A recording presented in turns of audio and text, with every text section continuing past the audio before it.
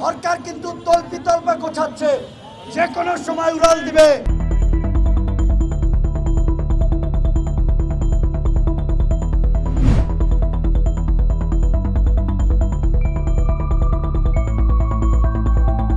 ইসরায়েলের ক্ষমতাসীন দল লিকুদ পার্টির সদস্য মেহেদী এন সাফাদির সঙ্গে বৈঠকের কথা নিজ মুখেই স্বীকার করে নিলেন গণ অধিকার পরিষদের সদস্য সচিব নুরুল হক নূর। যদিও ৩রা জানুয়ারি সন্ধ্যায় সময় সংবাদকে হোয়াটসঅ্যাপে ভিপি নূর বলেন, মেহেদী সাফাদির সঙ্গে তার যে ছবিটি ফেসবুকে পোস্ট করা হয়েছে সেটি এডিট করা। ইসরায়েলের ওই নাগরিকের সঙ্গে তিনি এমন কোনো বৈঠক করেননি। তবে তার ২৪ ঘন্টা না পেরোতেই ৫ জানুয়ারি বাংলাদেশ প্রকৌশল বিশ্ববিদ্যালয় ছাত্রলীগের সাবেক সাধারণ সম্পাদক তন্ময় আহমেদ একটি অডিও কথোপকথন পোস্ট করেন, যেখানে নূরের রাষ্ট্রদ্রোহের সকল জারিজুরি ফাঁস হয়ে যায়। বিশ্বস্ত একজনকে হোয়াটসঅ্যাপে নিজেই পাঠান মেহেদীর সঙ্গে নিজের ছবিটি। সে কি কোনো মানে ইনফ্লুয়েন্সিয়াল লোক কিনা মেহেদী? হ্যাঁ, উনি তো ইসরায়েলের নেতা মেহেদী সাফাদি, লিকুদ পার্টির লিডার। আমাকে ওই দুইজন বলছে যে চাইলে তার সাথে মিট করে দিতে পারে। শুনেন, আমি আপনাকে যেটা বলি মনোযোগ সহকারে শুনেন। মিটিং এ ছিলেন কতক্ষণ আপনি মেহেদীর সাথে? ৪০-৪৫ মিনিট। আচ্ছা শুনেন, ওর বস হচ্ছে ড্যানিয়েল কাটাজ। ড্যানিয়েল কাটাজের সাথে ছাড়া ও কোনো কাজ করবে না, এবং ড্যানিয়েল কাটাজকে ও সরাসরি মানে ইম্পর্টেন্ট মানে সিরিয়াস ইস্যু ছাড়া কখনো ফোন দেয় না। উনি খুব সিনিয়র একজন কর্মকর্তা। ওই ছবি তুলে নেয় মেহেদীর সাথে, একটা বোধহয় তোলা হয়েছিল আমাদের। হ্যাঁ, ওইটা আমাকে দিবেন, ওইটা আমি ড্যানিয়েলকে পাঠাবো। ড্যানিয়েলকে আপনার নাম্বার দিব, আমি বলবো যে আমাদের লোক, ঠিক আছে? ড্যানিয়েল আপনার সাথে ফোন দিবে। পরে আবার এই ছবি ফাঁস হওয়ায় বাজেভাবে তিরস্কার করেন নূর। প্রশ্ন তোলেন বিশ্বাসের। কি করেছে? আপনি মালয়েশিয়া আসলে আমি এটা আপনাকে বলবো না, মালয়েশিয়াতে এখন বলেন না। আপনি তো সুস্থ আমাকে না, শুরুতে তো ডকুমেন্টস তো অনলি আপনাকে দেবো।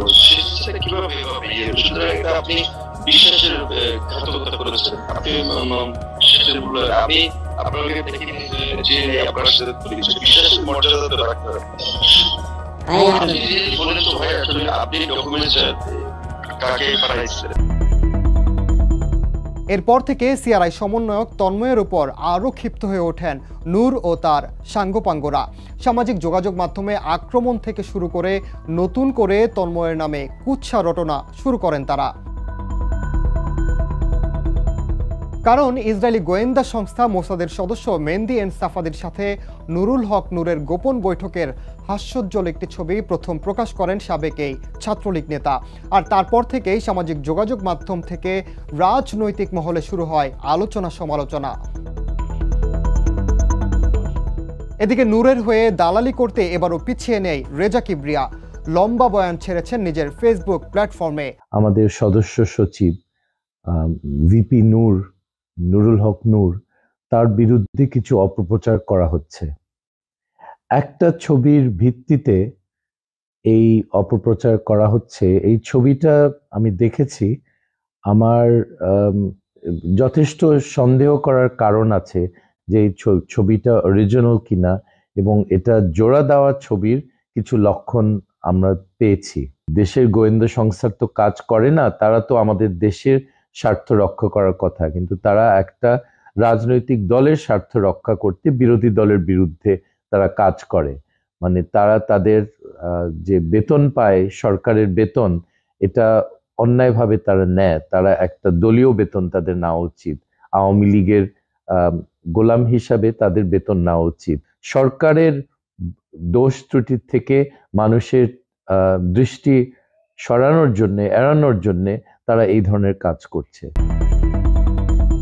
এত কিছুর পর এখানেই থামছেন না নূর, ঘুরবেন মধ্যপ্রাচ্যের আরো কয়েকটি দেশে। দেশের বিরুদ্ধে ঘোরতর ষড়যন্ত্র করতে তার এই অভিযান অব্যাহত থাকবে, আর তা পরিষ্কার নিজের কথাতেই। কাতার থেকে দুবাই, দুবাই থেকে সৌদি থেকে আরো বিভিন্ন দেশে যাওয়ার চেষ্টা করতেছে। ওমান, বাহরাইন, টাহরাইন, এখান থেকে মালয়েশিয়াতে আসেন। Malaysia security. হ্যাঁ যাবো, বলছি যে এখন যদি দেশে ওইভাবে এখনই চূড়ান্ত আন্দোলন তৈরি না হয়, তাহলে আমি আপাতত দেশে যেতে চাচ্ছি না, আরো কিছু ডিলে করতে চাচ্ছি। বিকজ এখানে থেকে প্রবাসী কমিউনিটি থেকে একটু স্প্লিটেড করি। বিএনপি, জামাত, গণ অধিকার যারা সবাইকে নিয়ে মিটিং করতেছি।